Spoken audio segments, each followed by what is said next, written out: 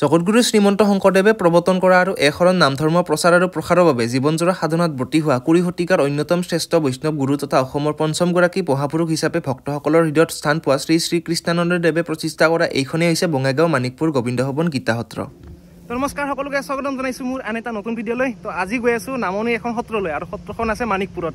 তো বৰ্তমান আছোঁ মানিকপুৰত, এইখন ব্ৰিজ দেখিছেনে? তো ইয়াতে অকণমান জিৰাইছোঁ বঙাইগাঁৱৰ পৰা যিহেতু আহি আছোঁ, আৰু এতিয়া ইফালে দাদা আছে, তো দাদাই মোক নিবলৈ আহিছে। তো এতিয়া যাই আছোঁ সত্ৰলৈ। এইটো হ'ল মানিকপুৰৰ চক, আৰু ইয়াৰ পৰা অকণমান গ'লে বাওঁফালে ঘূৰিলে পাম সত্ৰখন, আৰু আহি পালোঁ সত্ৰখন, আৰু ছাত্ৰ ছাত্ৰীসকলে আমাক নমস্কাৰ দিছে। আৰু গেটৰ পৰা সোমাই আমি অকণমান আহিব লাগিব। আৰু ইয়াতে যিহেতু গীতা জয়ন্তী মহোৎসৱ পতা হয়, ফুল প্ৰস্তুতি চলি আছে, দেখাই আছোঁ ৰ'ব। আৰু আহি পালোঁ, মোৰ পিছত আছে এইখন গোবিন্দ ভৱন গীতা সত্ৰ মানিকপুৰ, দেখিছেনে? তো আপোনালোকে আহিব আৰু ভিতৰলৈ সোমাব লওঁতে ঠাণ্ডা বতাহ এজাক আহি গ'ল, মন প্ৰাণ চুই গ'ল একেবাৰে। যিহেতু গীতা সত্ৰখন প্ৰতিষ্ঠা কৰিছিল মহাপুৰুষ শ্ৰী শ্ৰী কৃষ্ণানন্দদেৱে, তো তেওঁৰ বিষয়ে নাজানিলে কেনেকৈ হ'ব। ১৮৯৬ চনত মহাপুৰুষ কৃষ্ণানন্দৰ জন্ম হৈছিল, আৰু গৌৰীপুৰত তেখেতে পঢ়াৰ পিছত কামাখ্যা নামৰ এজন ভাল সাধকৰ লগত লগ হ'ল। তন্ত্ৰ সম্বন্ধে, যোগ সম্বন্ধে যথেষ্ট জ্ঞান আহিলে। তাৰপিছত হিমালয়ৰ গভীৰ গুহাত যাই ১ বছৰ তেখেতে নিৰৱধি ধ্যান কৰিলে। তাৰপিছত ভগৱানৰ লগত তেওঁৰ দৰ্শন হ'ল। দৰ্শনৰ পাছত পুনৰ তেওঁ গুচি আহিল, আহি ৰাইজৰ মাজত জনকল্যাণৰ কাৰণে, জীৱৰ কল্যাণৰ কাৰণে এই কামবিলাক কৰিলে। একমাত্ৰ ভাৰতত নহয়, বাংলাদেশত, পাকিস্তানত, ভাৰতবৰ্ষৰ বিভিন্ন ৰাজ্যত একশৰণ নাম ধৰ্ম প্ৰতিষ্ঠাৰ কাৰণে অহৰহ চেষ্টা কৰিছিল। আৰু তেখেতে প্ৰথম সত্ৰ কৰিছিল মৰিগাঁও গোবিন্দ ভৱন গীতা সত্ৰ, আৰু সেই সত্ৰ কৰিছিল মোদাটি গোবিন্দ ভৱন গীতা সত্ৰ। এই কথাটোৰ ভিতৰত তোমাৰ এনেকুৱা লাগিল যে প্ৰভুক লগে পালোঁ নেকি, তেনেকুৱা লাগিছে। আৰু ইফালে অক্ষবন্তী জ্বলি আছে, আৰু প্ৰভুৰ যিখিনি লাগতিয়াল বা ব্যৱহাৰিক বস্তু এইখিনি মিউজিয়ামত থাকিব। এইয়ে নহয়, বহুত আছে। এই যিটো কৃষ্ণ বিগ্ৰহ আছে, অসমত সকলো কৃষ্ণ বিগ্ৰহত ব্ৰাহ্মণেদি পূজা কৰে সত্ৰবিলাকত, কিন্তু আমাৰ সত্ৰৰ যিটো কৃষ্ণ বিগ্ৰহ এইটো মহাপুৰুষ কৃষ্ণানন্দদেৱে নিজে ইয়াত পূজা সেৱা কৰিছিল, আৰু ইয়াত সদায় ভোগ দিয়া হয়। ভোগ দিহে ভগৱানক দিয়াৰ পিছতহে আমি ভকতসকলে এই প্ৰসাদটো পাওঁ। ইয়াত প্ৰতিদিনে আমাৰ ভকতে সেৱা কৰে। আৰু এতিয়া সত্ৰৰ ভিতৰৰ ফালে সোমালোঁ, অলপমান সেৱা কৰোঁ, প্ৰাৰ্থনা কৰোঁ, অলপ আশীৰ্বাদ লওঁ। সত্ৰখনৰ ভিতৰলৈ সোমালে এটাই ভাল লাগে, চাৰিওফালে নামঘোষা আৰু কীৰ্তন ঘোষাৰ লাইনবোৰ পঢ়িবলৈ পাওঁ, সেইকাৰণে মনটো পবিত্ৰ লাগে, ভাল লাগে। আমাৰ পূৰ্বৰ প্ৰতিষ্ঠিত যিখিনি সত্ৰ, এইখিনি সত্ৰ মুঠ ৬৭খন সত্ৰ আমাৰ আছে, মানে 67 এই 67। আৰু ক'ত ক'ত আছে? আৰু এইখন আছে আমাৰ অসমত আছে, আৰু আপোনাৰ বেংগলত আছে, আৰু ধৰক আপোনাৰ বিভিন্ন স্থানত, আৰু বাংলাদেশতো আছে।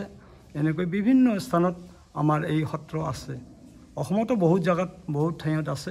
মৰিগাঁৱৰ পৰা আৰম্ভ কৰি হাজো, নগাঁৱৰ পৰা আৰম্ভ কৰি নামনি অসম ধুবুৰীলৈ গোটেইখিনি সত্ৰ আমাৰ ইত্যাদি কৰি সমস্তবিলাকত আজি প্ৰভুৰ সত্ৰ, আজি মানে নাম প্ৰসংগ আৰু নিত্য কৰ্ম সেইটো সদায় চলিয়ে আছে। যিহেতু ভিডিঅ'টো আজি আপলোড দিছোঁ ২, ৩ আৰু ৪ ডিচেম্বৰ, অৰ্থাৎ আজিৰ পৰা ৩ দিনাকৈ গীতা জয়ন্তী মহোৎসৱ পতা হৈছে, তো আপোনালোকে আহিবলৈ নাপাহৰিব। যিহেতু ইয়াতে গীতা জয়ন্তী মহোৎসৱ মানে অনুষ্ঠানটো হ'ব ৩ দিনাকৈ, তো ধুনীয়াকৈ প্ৰস্তুতি চলি আছে।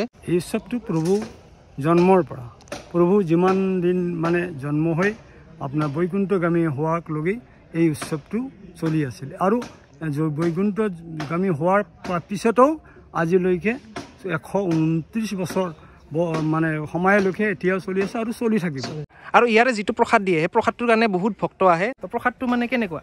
প্ৰসাদটো ইয়াত যিটো আমাৰ মাহ প্ৰসাদ থাকে, বুট আৰু মুগ, সেইটো প্ৰসাদ সামান্য হিচাপে হয়। আৰু অন্ন প্ৰসাদ যিটো আমাৰ মানে অন্ন খাবৰ কাৰণে, এইটো আমাৰ প্ৰথম দিনা, আৰু সেইটো অন্ন প্ৰসাদ চলি থাকে। দ্বিতীয় দিনা আমাৰ খিচিৰি প্ৰসাদ চলি থাকে। আৰু এই অন্নৰ কাৰণে ইয়াতে বনোৱা হয়। আৰু চৌকা চাউখে কেইটা আছে? মানে ভকতসকলৰ কাৰণে নে এইটো মানে আমাৰ কাৰণে? ইন জেনেৰেল নহয়, এইটো যিবিলাক অসম, উত্তৰ-বংগ বা ভাৰতবৰ্ষৰ বিভিন্ন ঠাইৰ পৰা আমাৰ নিষ্ঠাশীল ভকত আছে, যিবিলাকে নিৰামিষ খায়, মালা লয়, কণ্ঠমালা লয়, জপ কৰে, নিষ্ঠা সহিত ভগৱানৰ ভজন কৰে, তেওঁলোকে ইয়াত খাব।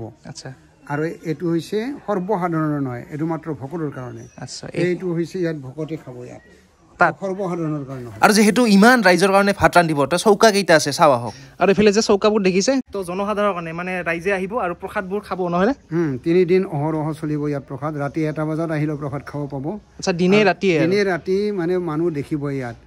আৰু এই ৰন্ধা ব্যৱস্থাটো কেৱল সকলোৰে কাৰণে, যিমান মানুহ আহে ইয়াত সকলোৱে ইয়াত খাই যাব পাৰিব আৰু মানুহ মানে এনে কৰ পৰা আহে মানে ভক্তৰ সমাগম অসমৰ পৰা আহিব উত্তৰ বংগৰ পৰা আহিব ভাৰতবৰ্ষৰ বিভিন্ন ৰাজ্যৰ পৰা আহিব আৰু ইয়াতে যিহেতু খোৱা বোৱা হ'ব ইফালে চাফাই চলি আছে আৰু এইখন কি জানেনে শংকৰদেৱ কৃষ্ণানন্দ শিশু বিদ্যা নিকেতন মানিকপুৰ আচলতে ইয়াত সকলোৱে আহিব আৰু একবাৰত কিমানজন বহিব পাৰিব ইয়াত অতি কম এবাৰত 2000 মানুহ খাব পাৰিব একেলগে ইয়াত 2000 তাত 1000 3000 মানুহ একেলগে খাব আৰু এনি টাইম যেতিয়াই আহে তেতিয়াই খাব পাব ইয়াত তো অলপমান স্কুলখন দেখাই দিওঁ এইখনে হ'ল কৃষ্ণানন্দ শংকৰদেৱ শিশু বিদ্যা নিকেতন তো ভাল লাগিছে মই যিহেতু শংকৰদেৱত পঢ়িছিলোঁ যিহেতু শংকৰদেৱ শিশু বিদ্যা নিকেতন মই পঢ়িছিলোঁ আৰু এইবিলাক দেখিলে মনত পৰি যায় সুবাচিত আৰু এইফালে অমৃত বচন আৰু যিহেতু কালিৰ পৰা অনুষ্ঠান আৰম্ভ হ'ব কি অনুষ্ঠান ৰাখিছে অহাকালি ধৰ্মসভা হ'ব তাৰপিছত ৰাতিপুৱা ধৰ্ম হোৱাৰ পিছৰ দিনাখন ৰাতিপুৱা অখণ্ড নাম কীৰ্তন হ'ব দিনে ৰাতি নাম কীৰ্তন চলিব অতি কমেও 90টা দল ইয়াত অসম আৰু উত্তৰ বংগৰ পৰা আহিব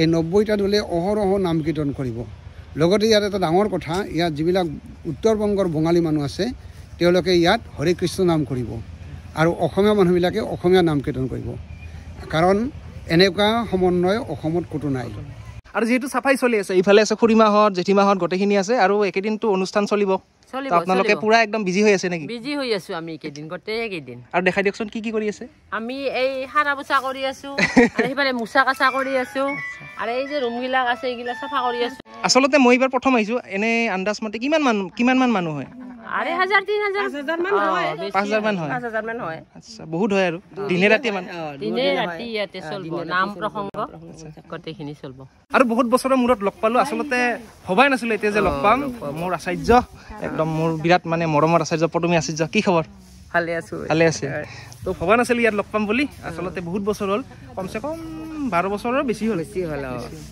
আৰু হঠাৎ লগ পাই গলো মানে মনটো কিবা এটা ভাল লাগি গ'ল মোৰো ভাল লাগিল মই ভাবি আছো বুলি কোৱে না নবাই লাগব মিগেন মই ভাবি আছো তো ভাল লাগিল যেহেতু মোৰ মা নাই আৰু সেই কাৰণে যেতিয়া সকলোৱে মাতে সকলোৱে মৰম কৰে মৰমত মাতে তেতিয়া বহুত ভাল লাগে আৰু ধন্যবাদ মানিকপুৰ যেহেতু গীতা সত্ৰলৈ আহিছো আৰু মোৰ মাৰ নামো আছিল গীতা তো সেই কাৰণে বেয়া লাগিছে বাৰু আজি তো যিয়ে নহওক তো সত্ৰখন মোৰ আপোন হৈ গ'ল তো আহি থাকিম বাৰু আৰু আহিয়ে লগ পাই যাওঁ মনৰ মানুহবোৰ কি খবৰ ভাল তো ইহঁতে মানে শংকৰদেৱ শিশু নিকেতন ন কৃষ্ণানন্দ শংকৰদেৱ শিশু বিদ্যা নিকেতন ন তো ক্লাছ পাতি হ'ল দাদা চেনেলটো সাবস্ক্ৰাইব কৰিব লাইক কৰিব আৰু কমেন্ট কৰিব থেংক ইউ আজি যেহেতু প্ৰভুৰ সমাধিস্থল ইয়াতে আছে এই সমাধিস্থলটো আজি গুৰুজন যেতিয়া প্ৰভুৱে আমাৰ 1991 চনত আজি পৰলোক প্ৰাপ্তি হয় বৈকুণ্ঠগামী হয় আমি সেই গুৰুজনক আজি এই যিটো সমাধিস্থল দেখা যায় মন্দিৰটো দেখা যায় মঠটো দেখা যায় এই মন্দিৰত আমি তাতে প্ৰভুক আজি সমাধি কৰি তাতে আৰু আমাৰ যিখিনি শেষ কৃতকাৰ্য সেইখিনি কৰি তাতে এই মন্দিৰটো স্থাপনা কৰা হৈছে আৰু আপোনালোকে আহিলে তেখেতক একবাৰ দৰ্শন কৰিব পাৰিব তো এইজনেই হ'ল মহাপুৰুষ শ্ৰী শ্ৰী কৃষ্ণানন্দদেৱ এই মিউজিয়ামটো বনাই থকা হৈছে প্ৰভু যিখিনি বস্তু আছে গোটেইখিনি ইয়াতে থোৱা হ'ব আপোনালোকে জানিবলৈ বা চাবলৈ আহিব পাৰিব ইয়াত তো এইখন হ'ল কাৰ্যসূচী তো কাৰ্যসূচী মতে আহিম তো যিহেতু ফোন প্ৰথমবাৰৰ বাবে মই আহিলোঁ কাৰণ ইমান ওচৰত কিবা এটা অনুষ্ঠান আছে যদিও মই আজিলৈকে আহি পোৱা নাছিলোঁ যিহেতু সত্ৰখন দেখি কিবা এটা বেছিয়ে ভাল লাগিল আৰু সত্ৰখনত যিহেতু কালিৰ পৰা মানে অনুষ্ঠান হ'ব তো গীতা জয়ন্তী উৎসৱ মহোৎসৱ আৰম্ভ হ'ব তো আপোনালোকে আহিব আৰু এইটো দেখিছেনে তো দৌল এতিয়া ঘৰলৈ যাওঁ 2, 3 আৰু 4 ডিচেম্বৰ 2024 অৰ্থাৎ আজিৰ পৰা যিহেতু গীতা জয়ন্তী মহোৎসৱ আৰম্ভ হৈছে তো আপোনালোকে আহিবলৈ নাপাহৰিব দেই উৎসৱৰ লগতে মেলাও আহিছে চাওকচোন কিমান দোকান আহিছে তো ভাল লাগিব আহি আৰু ইয়াতে যিহেতু অন্ন খুৱাই তো অন্ন খাই এতিয়া ওলাই আহিলোঁ আৰু যিহেতু ঘৰলৈ যাওঁ আৰু এইখন চাইকেল চলাই আছোঁ এই ভাইৰ আগত আছে তো আপোনালোকে আহিব তো পুনৰ এটা ভিডিঅ'ৰ এতিয়া লগ পোৱাৰ আশাৰে আজিলৈ দিছোঁ বাই ৰ'ব এইখন চাইকেল মোৰ নহয় তো ভাই এজনৰ অকণমান চলাইছোঁ ৰাস্তাটো যিহেতু পকা তো ভাল লাগিছে